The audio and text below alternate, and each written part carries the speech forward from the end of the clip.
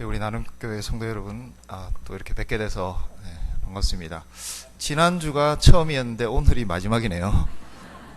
예. 영원히 못 뵙게 된다 이렇게 좀 슬픈 이야기는 제가 하지 않겠고, 일단 이번 기회에는 마지막 말씀을 전하게 되는 그런 기회인 것 같습니다. 이 디모데 전서는 하나님의 집을 어떻게 지어갈 것인가, 그 설계도에 해당하는 말씀이다. 그것을 지난주에 말씀드렸고, 이 설계도 중에서 제일 중요한 두 가지 기둥에 대해서 지난주에 이게 제일 시급하니까 바울 사도가 이 두 가지를 먼저 이야기했다라고 말씀을 드렸습니다. 나머지 하나 남은 세 번째 기둥은 사람들입니다. 디모데 전서를 보시면 지금부터, 오늘 우리가 읽은 이 본문부터 사람들에 대한 이야기가 많이 나오는데, 여러분들이 주로 기억하시는 것은 집사가, 감독이 어떤 사람이어야 된다. 하도 많이 어릴 때부터 교회를 다니신 분들은 어떤 임직식이 있을 때마다 이 본문으로 설교를 들으셨기 때문에 디모데전서에서는 마치 감독과 집사만 있는 것처럼 이렇게 생각하실 수 있습니다. 그러나 바울은 하나님의 집을 이루는 사람들이 감독과 집사만 있다, 그렇게 보지 않습니다. 감독과 집사를 말하기 전에 먼저 디모데전서 2장 8절부터 이 남자와 여자에 대해서 이야기를 합니다. 남성과 여성, 우리가 흔히 이것은 그냥 생물학적인 개념, 서로 성별이 다르다, 우리는 이렇게 이야기하는데, 감독과 집사라는 것이 조금 어려운 표현으로 해보자면 직분입니다. 교회 안에서 어떤 직분이 주어진 거죠. 근데 바울의 입장에서는 남성됨과 여성됨도 이 생물학적인 것이 아니라 직분입니다. 내가 남자라는 것은 어떤 생물학적으로 남성이라는 것을 의미하는 것이 아니라 남성이라는 직분을 가진 것입니다. 내가 여성이다라는 것은 적어도 바울이 설명하는 개념으로 보자면 직분됨이에요. 그래서 남자와 여자에 대해서 이야기할 때 바울은 이것을 어떤 성별로 나누어지는 개념이 아니라 마치 집사와 감독처럼 교회 안에 직분자다. 남성이라는 것은 어떤 직분을 가진 것이다. 내가 여성됨이라는 것은 여성됨의 어떤 직임을 가진 것이다. 그렇게 바울은 설명하고 있습니다. 나중에 표현이 조금 성경적인 개념이라서 제가 그냥 말씀을 드리는데, 늙은 과부, 젊은 과부에 대한 말씀도 나옵니다. 보통 미망인이다 이렇게 하면 참 매끄러운데 성경에는 다 과부로 돼 있어서 제가 그냥 이 용어를 쓰겠습니다. 자, 늙은 과부됨, 젊은 과부됨은 직분이에요. 교회 안에서는 내가 이렇게 살아가는 것이 어쩌다 생긴 나의 운명의 일이 아니라 하나님께서 주신 어떤 직분적인 개념이다. 그래서 디모데전서에서 나오는 모든 사람들의 이야기는 생물학적이거나 아니면 어떤 나의 개인적인 개인사 때문에 생긴 것이 아니라 직분으로 주어진 것입니다. 보통 이 디모데전서 2장 8절 이후의 말씀, 특별히 여성분들에게는 좀 기분이 좋지 않은, 읽어보시면 좀 그런 느낌을 가지실 수 있습니다. 성경을 읽으시면서 기분이 안 좋으시고 이러시면 안 돼요. 자, 이 여성에 대한 2장 9절부터의 말씀을 보시면 제일 먼저 이렇게 되어 있습니다. 여자들도 단정하게 옷을 입으며, 갑자기 옷 입는 것을 가지고 바울이 시비를 붙나 이렇게 생각하실 겁니다. 근데 그 옷을 입는다는 것보다 더 중요한 것이 단정하게거든요. 단정하게 옷을 입는다는 것은 나시 같은 반바지 이런 것을 안 입는다, 그런 의미보다는 이 단정하게라는 단어가 디모데전서 2장과 3장에서 3번 나옵니다. 자, 2장 2절 말씀을 보시면, 자, 2장 2절 말씀을 보시면, 우리가 모든 경건과 단정함으로 고요하고 평안한 생활을 하려 함이라. 여기 단정함으로가 나옵니다. 이때는 여성에게만 해당되는 것이 아니라 교회 안에 있는 모든 직분자들, 모든 성도들이 다 해당되는 것입니다. 모든 성도들이 다 단정해야 된다는 것이죠. 자, 그리고 3장 2절 말씀해 보면은, 자, 이 단정하다라는 말이 한 번 더 나오는데, 이때는 감독에 해당하는, 우리가 흔히 잘 아는 감독은 이런 분이 뽑혀야 된다라고 이야기할 때 거기에도 뭐가 나오느냐 하면 단정하다라는 것이 나오죠. 그러니까 우리의 개념으로 얘기하자면 장로님들이나 목사님들이 이런 분이다라고 할 때도 거기에 뭐가 나오느냐? 단정해야 된다라는 게 나와요. 그러면 여성들만 단정해야 되는 것이 아니라 장로와 목사님들이 가진 그 모습대로 여성 성도들이 어떤 자태를 가지고 있어야 된다라는 것입니다. 그래서 특정적으로 단정하게라는 것은 여성들에게만 해당되는 것처럼 보이지만 우리가 조금만 더 이 디모데전서 말씀을 읽어보면 이것은 여성들에게만 어떤 요구되는 것이 아니라 모든 성도들 혹은 장로나 목사님에 해당하는 어떤 자질을 여성 성도들이 가지고 있어야 된다라는 것을 의미합니다. 근데 옷을 입으며 라는 것이 이렇게 덧붙여진 이유는 옷의 문제가 아니라 2장 8절 말씀에 보면은 남성 성도들에게 요구되는 게 있어요. 그래서 이 두 가지가 2장 8절과 2장 9절이 짝이 되어 있는 것입니다. 2장 8절에 보시면 남성들은 어떻게 해야 되느냐 하면 분노와 다툼이 없이 거룩한 손을 들어 라고 되어 있습니다. 분노와 다툼이 없는 거, 거기에 짝이 되는 것이 뭐냐 하면 단정한 것입니다.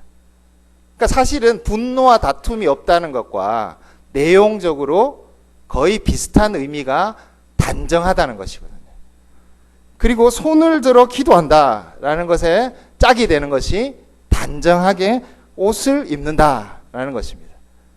자, 그래서 이것은 어떻게 옷을 입느냐, 어떻게 기도하느냐, 이 말씀을 보면은 모든 남자분들은 다 손을 들고 기도해야 되고 여성분들은 손 내리고 기도해야 된다, 이렇게 생각하실 수 있습니다. 그러나 이것은 구약 성경에 보면은 시편에 특히 손을 들어 기도한다, 손을 든다는 것은 그냥 손을 드는 행위를 말하는 것이 아니라 어떻게 찬양하는가, 어떻게 하나님께 예배 드리는가, 그 마음을 표시할 때 거룩한 손을 들어 이렇게 표현하거든요. 그래서 단순히 행위적으로 손을 들고 있다, 그게 중요한 것이 아니라 그 마음이 어떤 것이냐. 손을 들 때 거룩한 손을 들 때 거룩한 손이 있나요? 손이 막 드는 순간 거룩해지고 이런 건 아닙니다. 그래서 이 거룩한 손을 든다는 것은 예배하는 마음을 이야기하는 것입니다. 남성들은 분노와 다툼이 없이 예배하는 심정으로 하나님께 기도하는 그런 직분에 해당하는 그런 직분을 가졌다고 한다면 여성들은 거기에 짝이 되는 단정하다는 것은 하나님의 가르침과 바른 예배를 질서 있게 따르고 있는 모양, 어떤 내 옷 매무시가 단정한 것이 아니라 남성들에게 싸움과 다툼이 없는 거룩한 손을 들어 하나님을 향하고 있듯이 여성들도 그런 표현을 모두 압축해서 단정하다라고 말하는 것입니다. 또 하나 2장 8절부터 말씀에서 여성들에게 조용해라 이 말씀이 나와요. 이전 성경에 보면 2장 11절 말씀에 옛날 성경에는 종용하다고 되어 있었거든요. 종용하다. 근데 이 말씀을 조용히로 바꿔버렸습니다. 제가 볼 때는 이렇게 번역을 바꿈으로써 입을 다물어라 이렇게 이해될 수 있는데 2장 2절 말씀에 보면은 고요하다라는 말씀이 나옵니다. 디모데전서 2장 2절에 보면 단정함으로 고요하고 이때 고요하고라는 단어와 같은 단어가 이 종용하다라는 것이거든요. 자, 이것은 여성들만 특별히 그런 뜻이 아닙니다. 2장 2절에는 모든 성도들이 함께 감당해야 되는 부분으로 나오는, 자, 이것은 그냥 입을 다물고 있는 상태가 아니라 평안한 상태입니다. 자, 2장 1절부터 바울이 권고하는 것이 뭐냐? 기도를 해야 된다. 특별히 어떤 기도를 해야 되느냐? 임금들과 높은 지위에 있는 사람들을 위해서, 그러니까 하나님의 집 바깥에 있는 어떤 사람들을 위해서 기도해야 되는데, 그 이유는 우리가 모든 경건과 단정함으로 고요하고 평안한 생활을 하기 위해서다. 자, 여기에 나오는 경건, 단정함, 고요함, 평안함이라는 것은 원래 교회가, 하나님의 집이 감당해야 할, 원래 하나님의 집의 기둥을 이루고 있는 그 일들을 잘 순조롭게 하고 있는 상태에, 그런 상태를 고요하다고 하는 것이거든요. 그래서 여성들이 고요해야 된다 이렇게 말하는 것은 그냥 입 다물고 있는 상태가 아니라 원래 하나님의 집이 감당해야 되는 어떤 사명을 잘 감당할 수 있도록 여성 성도들이 그 일을 뒷받침하고 있는 것, 그것이 종용한 것입니다. 자, 이런 말씀을 제가 특별히 드리는 이유는 교회에 남성과 여성이 있는데 이것은 직분적인 개념이에요. 여러분들 중에서 혹시 나는 남성도 아니고 여성도 아니다, 요즘은 이게 굉장히 중요한 이슈가 돼서 참 말하기가 민감합니다. 그러나 100% 우리는 남성 아니면 여성이에요. 그러나 이 남성과 여성됨을 직분자가 어떤 일을 해야 되는가의 관점에서 바울은 설명하고 있다는 것입니다. 똑같은 시각으로 감독과 집사가 어떤 사람이어야 되냐, 그렇게 설명하는 내용들이 오늘 우리가 읽은 이 본문 이후에 이어지고 있습니다. 자, 그래서 바울 사도는 바른 가르침과 바른 예배라는 두 기둥을 이야기하고 난 다음부터 이제 이 하나님의 집을 이루고 있는 사람들에 대해서 말하기 시작하는 것입니다. 그것의 제일 처음이 오늘 우리가 읽은 이 디모데전서 1장 12절부터 20절 말씀에 들어 있습니다. 당신들은 모두 직분자들이다. 혹은 당신들 중에 특별한 분들이 어떤 특정한 직분을 맡고 있다. 하나님의 집은 그렇게 이루어지는 것이다. 그러나 그 모든 것 이전에 교회 안에 있는 모든 직분자들이 기초적으로 어떤 길을 함께 가야 하는가, 그 길을 바울 자신이 걸어온 길을 통해서, 자, 앞으로 내가 굉장히 다양하게 남성됨에 대해서, 여성됨에 대해서, 감독에 대해서, 집사에 대해서, 늙은 과부에 대해서, 젊은 과부에 대해서, 이 하나님의 집을 이루고 있는 모든 사람들에 대해서 이야기하려고 하는데, 각각 특이한 역할들이 있다. 독특한 자기가 감당해야 되는 직분이 있다. 그러나 그 독특한 부분 이전에 모든 성도가 함께 나누고 있어야 되는, 당신들이 맡고 있는 부분이 분명히 다 다르지만 공통적인 기초가 하나 있어야 되는데, 그 공통적인 기초를 나라는 인생이 걸어온, 바울 사도라는 이 한 사람이 걸어온 길을 통해서 보여주려고 한다. 이렇게 제일 먼저 이야기하는, 사람에 대해서 이야기할 때 바울이 자신의 길을 통해서 우리의 길, 직분자의 길을 보여주려고 하는 것입니다. 자, 그래서 16절 1장 16절 말씀에 보면은 뒷부분에 보시면 주를 믿어 영생 얻는 자들에게 본이 되게 하려 하심이라.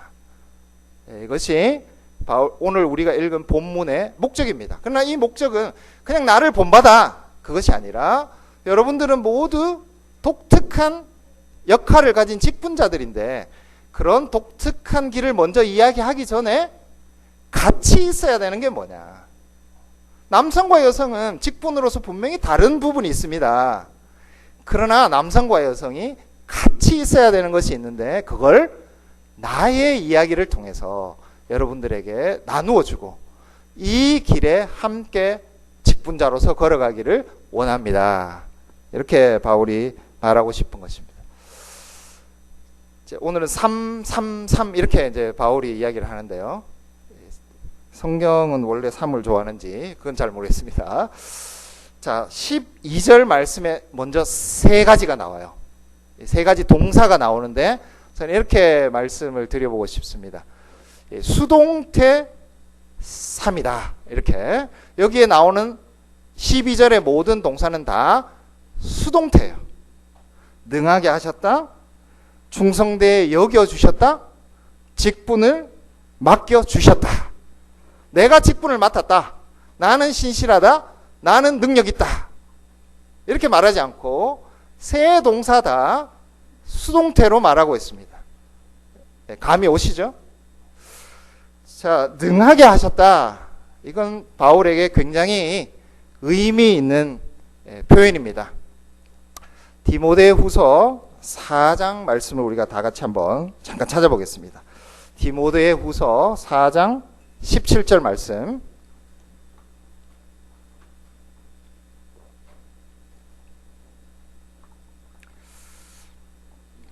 네, 같이 한번 읽어보겠습니다. 디모데후서 4장 17절 말씀 시작.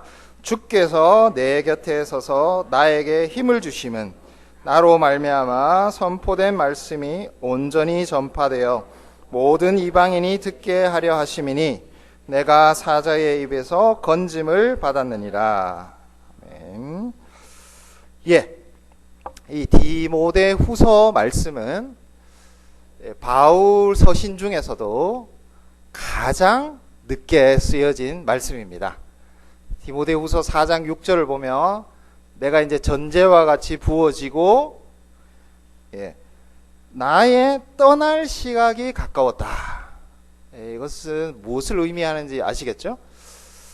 떠난다. 이 세상을 떠나서 주님 곁으로 갈 시각이 가까운 것을 의식하고 있는, 그걸 이렇게 감지하고 있는 바울 사도가 쓴 글입니다.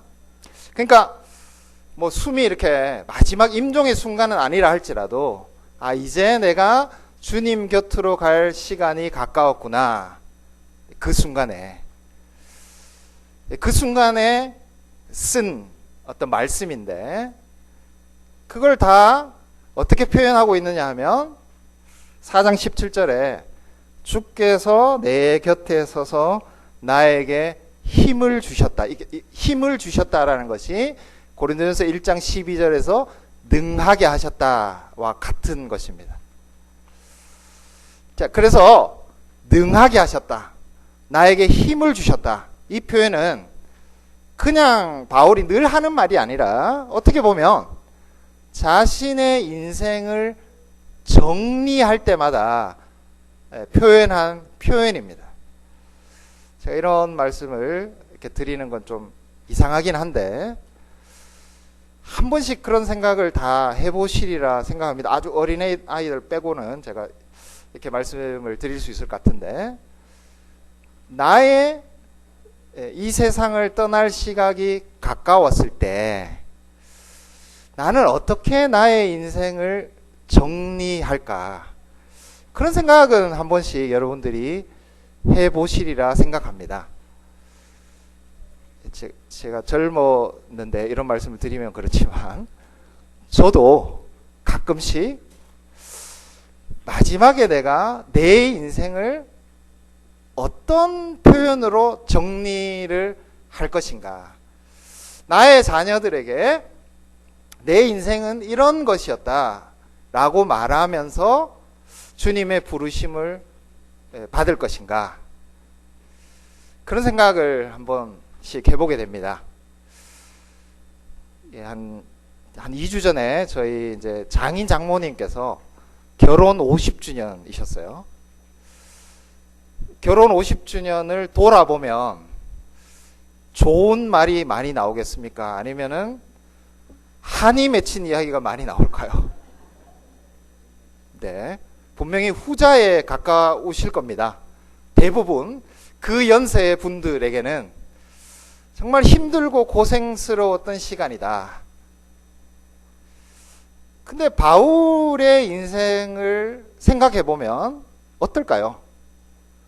바울도 얼마든지 내 인생은 힘들고 고통스러웠다. 그렇게 자기의 인생을 정리할 수도 있을 것입니다. 그러나 바울은 어떻게 자기의 인생을 정리하느냐? 주께서 내 곁에 서 계셨고 항상 주께서 나에게 힘을 주셨다. 이게 나의 인생이었다.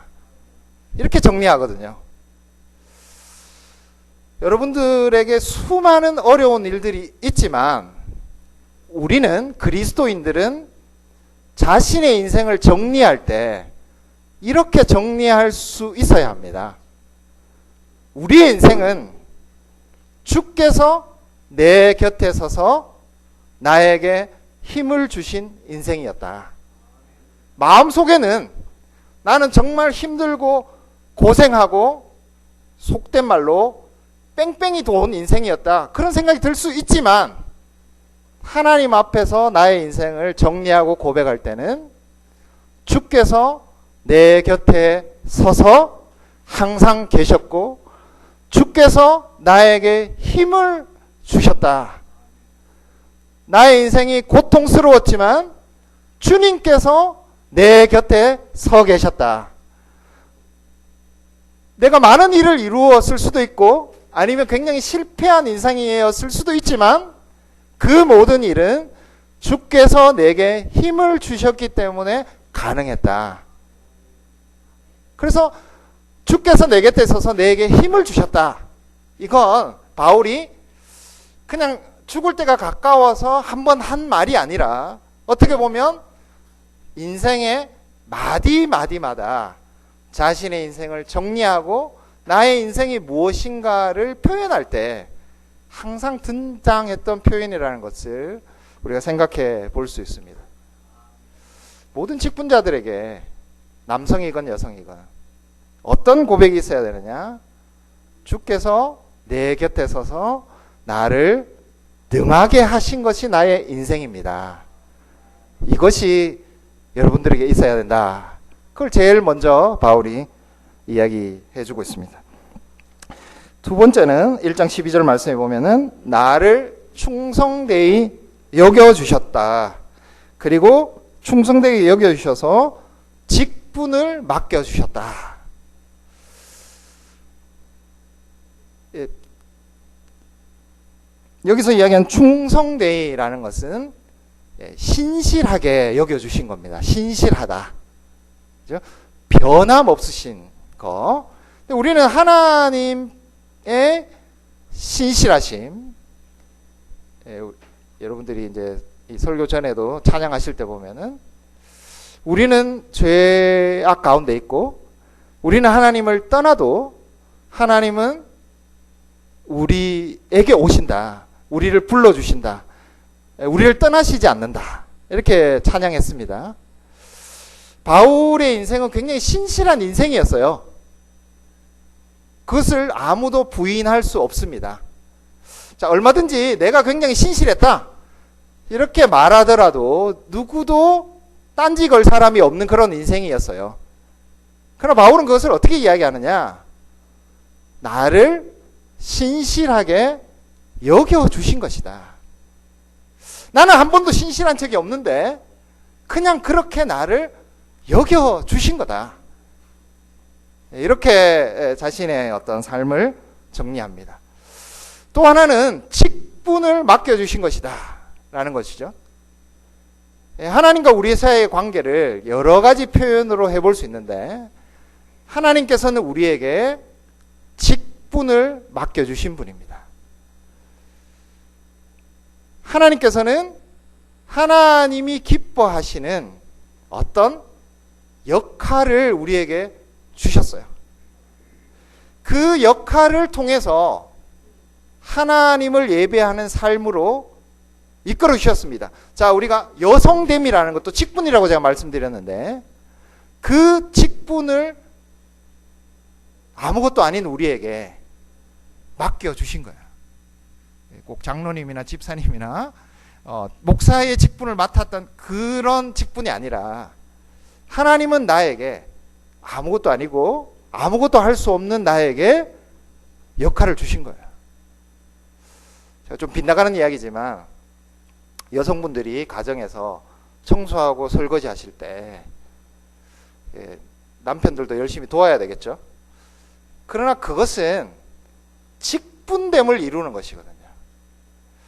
하나님께서 아담과 하와를 창조하시고 제일 먼저 주신 것이 뭐냐? 다스리라는 직분을 주신 것이거든요. 우리가 흔히 왕직이다 이렇게 말하는 왕의 직분, 다스리는 직분을 주셨습니다. 그런데 그것을 감당하기에 굉장히 부족한 존재들이에요. 신실하지 않아요. 그런 우리에게 직분을 맡겨주셔서 하나님이 용쓰신 겁니다. 그걸 감당할 수 없는 사람들에게 맡겨주신 후에 그걸 못 감당하는 우리를 옆에서 계속해서 힘을 주시면서 그 일을 하도록 직분을 맡겨주신 것입니다. 자, 그래서 1장 12절 말씀에 보면은 하나님 편에서 우리에게, 그러니까 수동태 세계, 나를 능하게 하셨고, 그리고 나를 신실하게 여겨주셨고, 나는 감당할 수 없는데 직분을 주셔서 그렇게 살아온 인생이 나의 인생이고, 모든 직분자들은 이 수동태 세계를 통해서 자신의 인생을 정리할 수 있는 사람이어야 된다. 이렇게 바울사도가 자신을 이야기하고 자신이 걸어온 길을 통해서 모든 직분자의 길을 보여주고 있는 것입니다. 13절에 나오는 말씀은 나쁜 거 세 가지예요. 나쁜 거. 악한 거 세 가지. 여기 보면 비방자, 박해자, 폭행자 이렇게 되어 있습니다. 바울이 원래 자신이 누구였던가 그것을 이야기할 때 이 세 가지를 가지고 이야기하는데, 바울은 여러분들이 생각하는 것만큼, 사울이죠. 사울은 여러분들이 생각하는 것보다 훨씬 더 악한 인간이었어요. 예를 들면 바울 사도가 사도행전 26장 말씀에 보면은 이것도 같이 한번 찾아보겠습니다. 사도행전 26장 9절부터 11절. 사도행전 26장 9절부터 11절 말씀. 제가 읽겠습니다. 사도행전 26장 9절부터 11절. 나도 나사렛 예수의 이름을 대적하여 많은 일을 행하여야 될 줄을 스스로 생각하고, 다 아시는 이야기입니다. 예루살렘에서 이런 일을 행하여 대제사장들에게 권한을 받아가지고 많은 성도를 옥에 가두며, 또 죽일 때에 내가 찬성 투표를 하였고, 또 모든 회당에서 여러 번 형벌하여 강제로 모독하는 말을 하게 하고, 그들에 대하여 심히 격분하여 외국 성에게까지 가서 박해하였고. 자, 이 중에 우리가 모독하는 말, 모독자, 지금 디모데전서 1장 13절에서 자기가 비방자다 이렇게 말할 때 똑같은 말이 사도행전 26장 11절에 나오는 모독이라는 말입니다. 근데 바울은 자기만 하나님을 모독하고 예수 그리스도를 모독한 게 아니에요. 심지어 다른 사람들로 하여금 강제로 예수 그리스도를 모독하게 하는 말을 하게 한 사람입니다. 심지어는. 이게 바울 사도가 이야기하는 내가 비방자였다 이렇게 말할 때 마음속에 있는 이야기예요. 나만 하나님을 향해서 예수 그리스도에 대해서 비방한 것이 아니라 나는 심지어 다른 사람들이 예수의 이름을 모독하도록 했던 사람이다. 생각했던 것보다 훨씬 악한 인간이죠. 여러분들 중에 이런 사람이 교회 중에 와서 예배드리고 있다. 그럼 여러분들이 이렇게 수용하기가 굉장히 힘든 종류의 그런 인간입니다. 자, 그래서 나는 모독자, 비방자였고, 박해자였고, 그리고 폭행자였다. 이렇게 자신의 악행의 세 종류, 세 세트를 이렇게 요약하고 있습니다. 그리고 1장 15절 말씀에 보면은 내가 죄인 중에 괴수다. 그렇게 요약을 해요. 비방자고 박해자요 폭행자였는데 나는 그걸 다 요약해서 죄인 중에 괴수였다. 근데 괴수니라 이렇게 돼 있어요. 과거에 내가 그랬어. 그게 아니라 2장 15절에는 지금도 여전히 나는 죄인 중에 괴수이다. 그렇게 말하거든요. 그러니까 바울 사도에게 있어서 과거의 일은 그냥 비방자요, 박해자요, 폭행자로 끝난 것이 아니라 지금도 나는 여전히 하나님 앞에서 죄인 중에 괴수로 살아가고 있는 존재입니다. 지금의 문제예요. 지금 내가 하나님 앞에서 어떤 존재로 나를 고백하느냐. 지금도 나는 죄인 중에 최고 우두머리입니다. 그게 나의 모습입니다. 그래서 바울이 이야기하는 이 세 악행자 세 세트는 단지 자기가 과거에 그랬어. 그건 나의 과거의 모습일 뿐이야.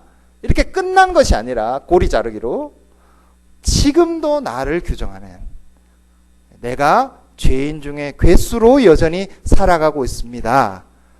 이 고백이 당신에게 있을 때, 나에게 있는 이 고백이 당신에게 있을 때, 그것이 직분자에게 모두 요구되는 고백입니다. 그런 것이죠. 자, 마지막으로 14절 말씀해 보시면 주의 은혜와 믿음과 사랑이라는, 자, 이 죄인 중의 괴수를 하나님께서 어떻게 대해 주셨느냐의 3종 세트가 나옵니다. 내가 죄인 중에 괴수로 지금도 여전히 살아가고 있는 이 바울을 하나님 편에서는 어떻게 대해 주셨는가의 세 단어. 그것이 은혜와 믿음과 사랑인데, 이 세 가지 단어를 하나로 요약해 보자면 13절과 그리고 16절에 나오는 긍휼이라는 단어입니다. 긍휼. 자, 디모데전서가 시작될 때 1장 2절 말씀에 보면은 1장 2절 말씀이 처음에 그 서신의 안부의 본문인데, 우리 주께로부터 은혜와 긍휼과 평강이 내게 있을지니라 이렇게 되어 있습니다. 보통은 성경 말씀의 문안 부분에 은혜와 평강이 내게 있을지어다 이렇게 합니다. 근데 이 디모데전서에서는 특별히 긍휼이라는 단어를 특별히 넣어놨어요. 그리고 1장 13절과 16절에도 두 번이나 긍휼을 입은 자다. 바울이 특별히 이 긍휼이라는 단어를 디모데전서에서는 강조하고 있다는 것입니다. 이 긍휼이라는 것은 하나님께서 아무 조건 없이 우리를 대해 주시는 마음, 그런 거예요. 루터 선생님이 이걸 어떻게 표현해야 될지 모르죠. 거지 신학이라는 것을 주장했습니다. 거지 신학. 우리는 하나님 앞에서 거지다. 느낌이 오시죠? 아무것도 없어요. 우리는 오직 받기만 할 뿐이에요. 똑같은 그림을 우리가 한번 생각해 보면, 여러분 누가복음 15장에 보면은 잃어버린 둘째 아들, 우리 흔히 아는 탕자의 비유가 뭡니까? 탕자의 비유. 탕자 이렇게 하니까 어감이 안 좋아서 저는 항상 잃어버린 두 번째 아들 이렇게 표현하는데, 이 이야기를 다 아시니까 제가 간략하게 이야기를 해보겠습니다. 자, 이 탕자는 생각보다 훨씬 악한 존재였어요. 이 탕자가 집을 떠날 때 그냥 떠난 것이 아닙니다. 나의 몫을 미리 주십시오 이렇게 떠납니다. 이건 뭘 의미하느냐? 고대 사회에서는 아버지가 돌아가셔야 재산이 분배되거든요.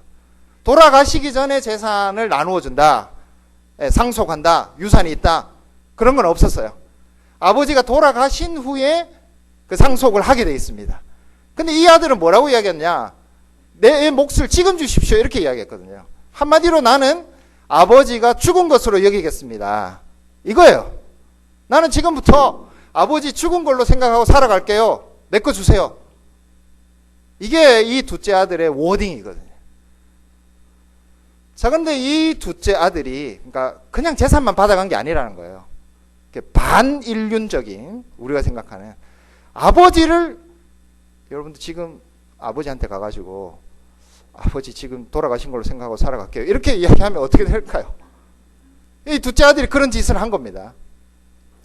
자, 이 둘째 아들이 돌아왔을 때 아버지가 그 둘째 아들에 대해서 뭐라고 이야기했느냐면 죽었던 아들이 다시 살아왔다. 그렇게 말하거든요. 아들은 안 죽었었어요. 예, 정말 이 돈이 다 할 때까지 탕진하면서 살아 있었습니다. 살다가 돌아왔어요. 근데 아버지는 뭐라고 이야기했느냐? 이 아들은 죽었다가 다시 살아왔다. 그렇게 말하거든요. 이때 죽었다는 것은 아들로서의 모든 자격을 상실한 존재입니다. 그래서 아들도 면목이 없으니까 와서 뭐라고 이야기하죠? 종으로 그냥 나 아들로 다시 회복시켜 달라는 거 요구하지 않겠습니다. 그냥 종만으로도 살게 해주십시오. 이렇게 말하거든요. 자, 죽었다는 것은 이 돌아온 아들이 몸뚱아리도 가져오고 자기의 생명도 가져왔지만 사실은 아무 가치가 없는 존재로 아버지께 왔다는 것입니다. 그게 우리의 모습이거든요. 자, 내가 죄인 중에 괴수다 이렇게 말할 때 그냥 나는 죄를 많이 짓는 사람입니다. 그게 아니라 하나님을 완전히 떠난 존재, 지금도 여전히 하나님을 부인하고 박해하고 비방하는 자로 살아가고 있는 존재, 여전히 하나님을 배반하고 하나님이 없다고 말하면서 살아가는 존재. 죄라는 것은 도덕적인 의미가 아니라 하나님에 대한 예배가 있느냐 없느냐의 문제입니다. 바울 사도가 긍휼을 입었다 이렇게 말할 때는 아무런 가치가 없는, 정말 아무것도 내세울 수 없는 존재로 하나님께 왔는데 그런 우리를 아들로 받아주시고, 자, 이제 뭔가를 주잖아요. 그죠? 아버지가 탕자의 비유에 보면은 굉장히 중요한 세 가지 것을 줍니다. 가락지를 끼워주고, 좋은 옷을 입히고, 신발을 줘요. 그것으로 그 아들을 장식해 주는 것이거든요. 그게 긍휼이에요. 아무런 가치가 없는 인간이 왔을 때 하나님이 가지신 가치로 입혀주시고 거기에 장식해 주시는 거, 그게 긍휼이에요. 이게 거지잖아요. 하나님 앞에서 항상 나는 거지와 같은 존재, 이 두 번째 아들과 같은 존재입니다. 그 고백이 당신들에게 있을 때 그것이 교회를 이루고 있는 모든 직분자들에게 공통적으로 있어야 하는 것입니다. 이렇게 세 가지씩 세 가지. 처음에는 하나님께서 나에게 어떻게 나에게 제공해 주셨는가, 나를 능하게 해주셨고 충성되게 여겨주셨고 그 다음에 직분을 맡겨주셨어요. 근데 그것을 감당할 만한 존재인가? 아니다. 나는 죄인 중에 괴수로서 비방자, 박해자, 폭행자인 나에게 이런 것을 맡겨주셨습니다. 그리고 그 직분을 감당할 수 있도록 나를 평생 동안 능하게 해 주셨습니다.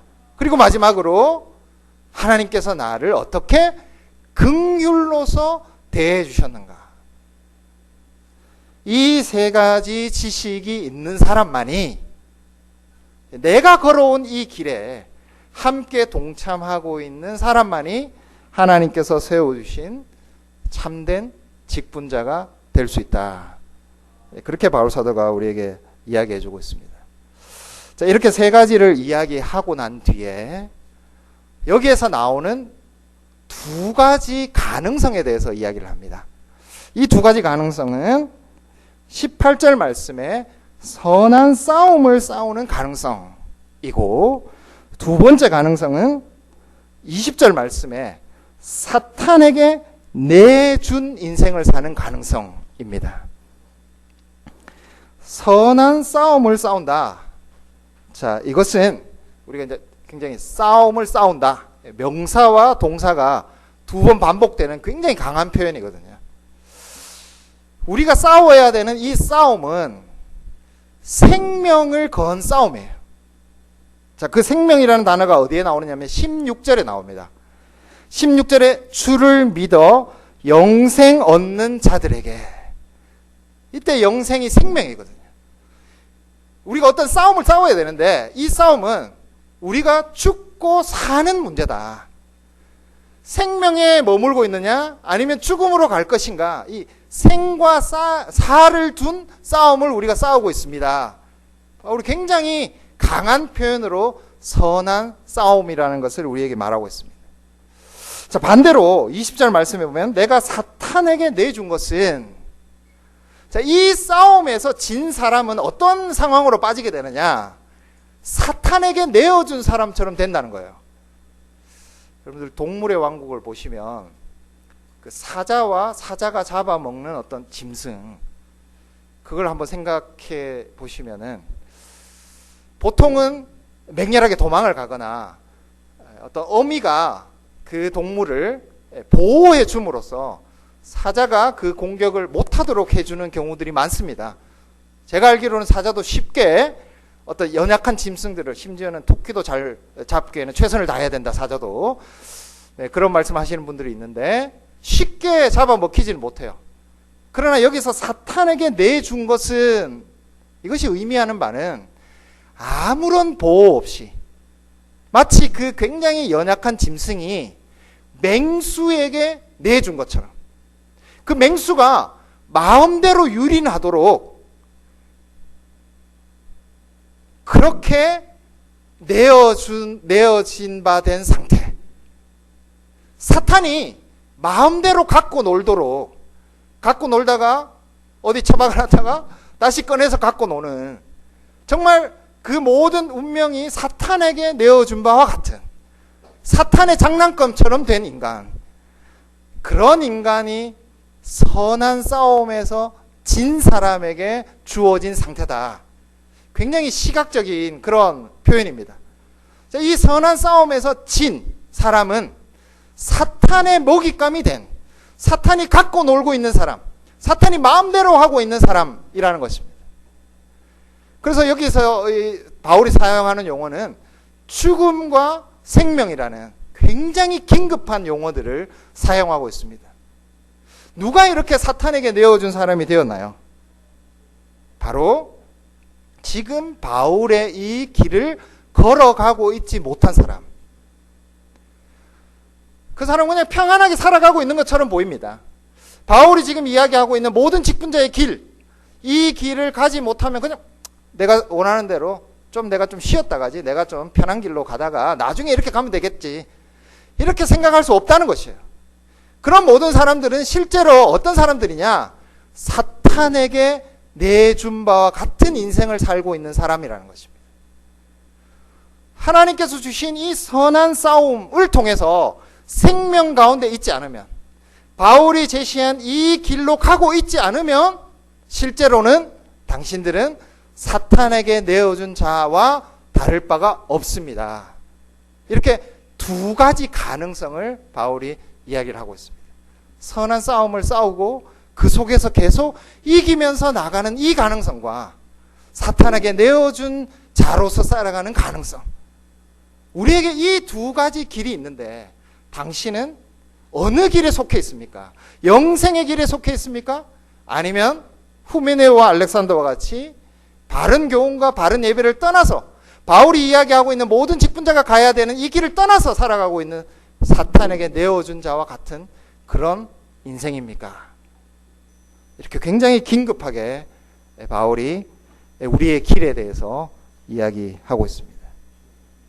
하나님의 집을 이루어가고 있는 우리가, 이 하나님의 집을 이루어가고 있는 기둥들, 그리고 바울이 가는 이 길을 떠난다고 한다면 하나님께서는 때로는 우리를 그냥 맹수에게 던져진 자처럼 그렇게 내어주시는 거예요.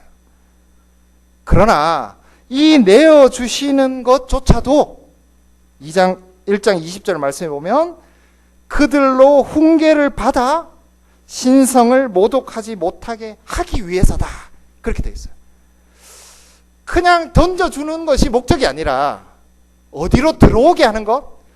영생으로, 바울의 길로, 이 하나님의 집 안에 살아가는 그 기둥들 위에 세워진 집에서 살아가도록 하는 것이 목적이라는 겁니다. 디모데가 이 말씀을 가지고 18절 말씀에 보면은 이 교훈으로서 명하노니, 바울이 디모데에게 그렇게 합니다. 교훈을 다시 이야기합니다. 교훈과 전에 너를 지도한 예언, 곧 바른 가르침에 대해서 바울은 다시 한번 이야기하고 이것으로 선한 싸움을 싸워야 된다. 이걸 또 한 번 강조합니다. 그다음 19절 말씀에 보면 믿음과 착한 양심. 제가 믿음과 착한 양심이 디모데전후서나 디도서에서 나올 때는 이것을 하나님을 예배하는 마음이다. 그렇게 말씀을 드렸죠. 그래서 선한 싸움을 싸울 때 도구가 뭐냐? 이 도구는 바른 가르침과 바른 예배를 통해서 싸워야 되는 것이다. 그렇게 우리에게 말씀해 주고 있습니다. 제가 하나님의 집을 이루는 이 사람들에 대해서 오늘 말씀을 드렸습니다. 이 성경 말씀에 보면 예수 그리스도가 아닌데 예수 그리스도를 가지고 우리에게 설명하는 두 가지 중요한 장소가 있습니다. 첫 번째는 가정이라는 장소입니다. 남편과 아내를 말할 때 바울 사도가 그리스도와 교회의 관계, 그리고 그리스도와 교회의 관계가 이루고 있는 신비를 가지고 설명합니다. 그래서 제가 하나님의 집에 대한 이 말씀을 남편과 아내, 가정이라는 그림을 통해서 한번 정리해 보고자 합니다. 자, 가정을 생각하실 때, 그리고 결혼을 생각하실 때 많은 분들이 이 가정에 대해서, 결혼에 대해서 부정적으로 생각하죠. 제가 굉장히 당황스러워. 한 10년 전에 제가 처음 이제 한국에 귀국해서 어떤 부서를 맡게 됐는데 그 부서가 30 플러스 청년부였어요. 30세 이상 싱글들의 청년부 모임이었습니다. 10년 전이니까 어떻게 보면은 좀 지금과는 조금 다를 수 있는데 30세 이상 청년들의 중요한 관심 중에 하나가 이제 결혼입니다. 자, 근데 많은 청년들이 제가 굉장히 놀란 것이 이 결혼에 대해서 굉장히 부정적인 생각을 가지고 있었습니다. 제일 많이 유행하는 단어가 결혼은 사랑의 무덤이다. 자, 결혼하기 전에 싱글을 많이 즐겨놓자. 혹시 나중에 결혼할 때 결혼해서 후회하지 않도록. 이런 어떤 생각들이 이 청년들 주변을 감싸고 있었어요. 결혼하고 싶은데 한편으로는 결혼에 대해서 굉장히 부정적인 그런 사회적인 인식이 이 청년들을 둘러싸고 있었습니다.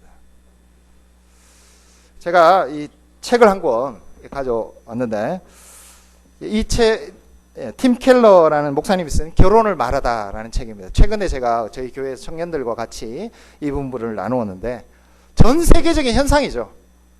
제가 이 책의 한 부분을 제가 소개해 드리면 야후의 토론 마당에 24살 된 남성이 절대로 결혼하지 않겠다는 포스트를 올렸다.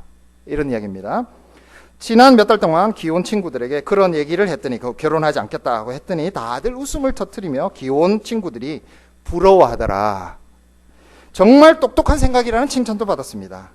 청년은 기혼 남녀 가운데 적어도 70%는 불행한 관계를 이어가고 있을 것이라고 결론 지었다. 너무 격려를 많이 받으니까. 한 젊은 여성은 그 근거 없는 이야기에 동의하는 댓글을 달았습니다. 그러면서 자기 주위에 결혼한 이들을 되짚어 보면 딱 들어맞는 수치다. 이런 구절이 나와요.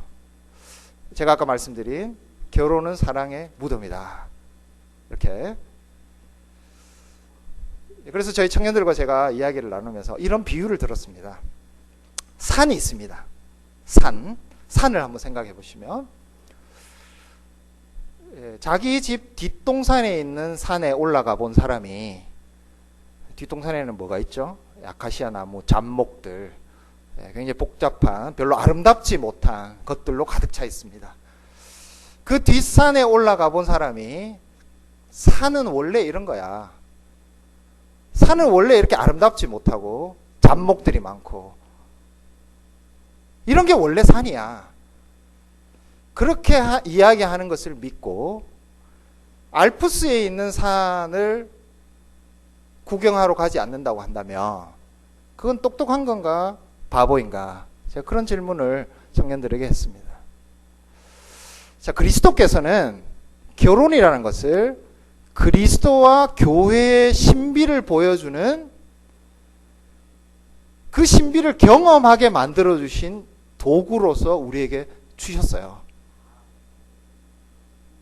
근데 우리는 그런 알프스에 있는 산을 보지 못하고 내 뒷산에 있는 산, 그것만 보고 산이 이런 거야, 이렇게 말하는 것은 하나님께서 우리에게 결혼을 주신 것에 대해 그 뜻을 잘 알지 못하는 것입니다. 그래서 청년들 여러분들, 혹시 교회 안에 기혼자 분들께서 뭐 결혼은 사랑의 무덤이다, 될 수 있으면 결혼을 천천히 해라, 그런 말에 절대 속으시면 안 돼요. 그거는 뒷산을 가지고 이야기하시는 겁니다. 우리는 예수 그리스도를 따라서 알프스에 있는, 스위스에 있는 그 알프스 산을 생각해야 되는 것이에요. 저를 굉장히 좀 약간 사기꾼처럼 이렇게 보시려고 하는 그런 시각이 있으신 것 같아요. 제가 알프스에 가기 위해서 전혀 노력이 필요 없다, 그 말씀을 드리는 것이 아닙니다. 서로 피차 복종하는 희생이 있어야 되죠. 그러나 만약에 우리가 희생하는 그 희생이 일이라고 한다면 그 희생을 통해서 가정 안에서, 결혼을 통해서 우리에게 누리게 될 신비는 거의 무한대에 가깝습니다. 그냥 실용적으로 이야기해 보더라도 만약에 우리에게 평안한 주님께서 주시는 가정이 있다면 그 가정이 주는 에너지, 그 가정이 주는 안정감, 그 가정이 주는 축복, 거기서 나오는 힘은 이 세상에 어떤 기관도 줄 수 없는 그런 힘을 우리에게 주는 것입니다.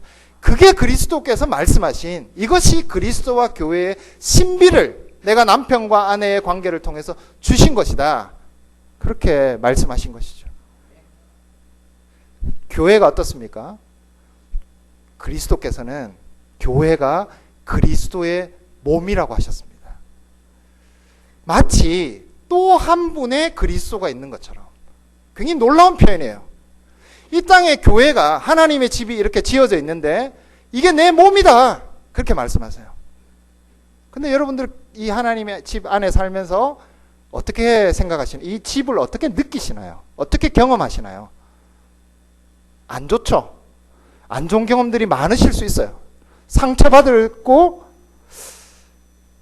그 상처로 인해서 힘들어하면서 교회에 다닐 수 있습니다. 그러나 그것을 하나님의 집의 전부라고 말하지 마세요. 그리스도께서는 하나님의 집, 교회는 그리스도의 몸이라고 말씀하고 계십니다. 그냥 내 집 뒤에 있는 뒷산을 보고 산은 원래 이런 거야, 그렇게 말씀하시지 말라는 거죠. 교회는 원래 이런 곳이야, 그렇게 말하기에 앞서서 이 하나님의 집을 향한 그리스도의 그 가르침, 그리스도가 교회를 뭐라고 말씀하시는지 그 웅대하고 아름다움을 먼저 여러분들이 생각하셔야 합니다. 물론 희생이 필요합니다.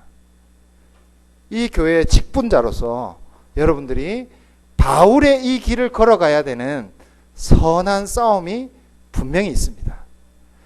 그러나 여러분의 그 작은 선한 싸움, 신실하지도 않고 직분을 받기에 합당하지도 않고 전혀 능력이 없는 여러분들을 부르셔서 여러분을 채워주신 그 그리스도가 주신 이 교회에 대한 정의, 부족한 너희가 내 몸이다, 그 그렇게 말씀해 주시는 이 그리스도의 교회에 대한 가르침, 그것은 스위스에 있는 알프스 산과 같이 웅대하고 위대한 것입니다. 나의 작은 희생이 우리로 하여금 뭘 경험하게 하는가? 그리스도의 몸을 경험하게 하시는 것입니다. 뒷산을 보고 교회는 이런 것이라고 말하는 것을 주님께서 원하시는 것이 아니라 함께 그 알프스 산맥에 서서 정말 그리스도의 몸은 이런 것이구나 라고 감탄하면서 기뻐하는 것을 원하고 계시는 것입니다.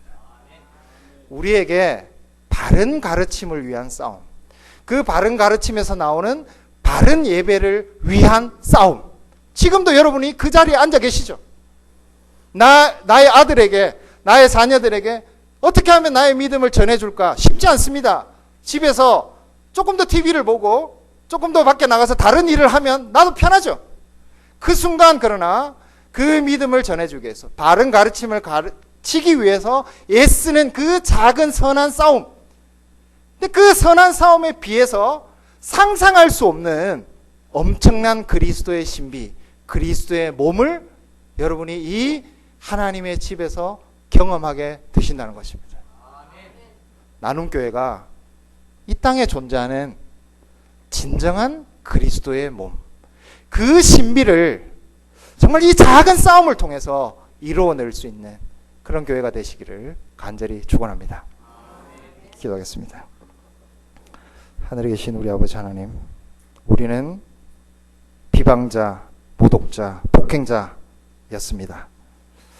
그런 우리를 평생 동안 우리 곁에 서서 힘을 주시고 신실하게 여겨주시고 직분을 맡겨주셨습니다. 그리고 우리가 함께 그리스도의 몸을 이루는 이 신비를 경험하게 하셨습니다. 우리는 정말 아무것도 아닌데 그리스도께서 우리를 채워주셔서 이 땅에 상상할 수 없는 그리스도의 몸으로서 우리를 이루어가고 계십니다.